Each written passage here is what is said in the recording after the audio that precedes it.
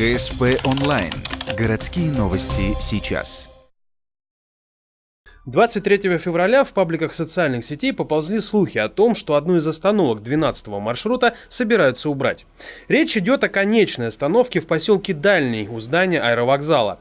Анонимный пользователь сообщал, что это связано с тем, что дорожный знак автобусной остановки убрали, и теперь, если водитель будет высаживать людей, то будет оштрафован. Под новостью разгорелась жаркая полемика. Были как сторонники, так и противники возможного изменения. Некоторые люди и вовсе негодовали от новинки. На каком основании дирекция убрала знак? Меняют установленный маршрут? То у магазина во время ремонта убрали, мимо ездили, петиции собирали, теперь уже не доезжают.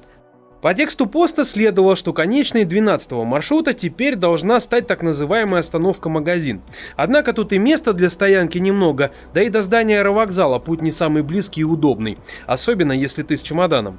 Нашумевшую новость мы попросили прокомментировать генерального директора Ухтинского АТП. Именно это предприятие осуществляет перевозки на 12-м маршруте. С конечной остановкой 12-го маршрута ничего не меняется. Это была запущена, не знаю, назовем это пулей. Никаких изменений в маршрутах не предвидится, потому что знак, который стоял раньше на фасаде городского аэропорта, его просто демонтировали на время ремонта.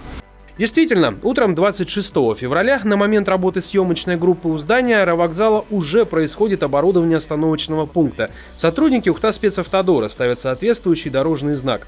Теперь он располагается не на фасаде здания, а чуть подаль, у тротуара. Тем временем рейсы 12-го маршрута происходят как обычно, согласно установленному маршруту и расписанию.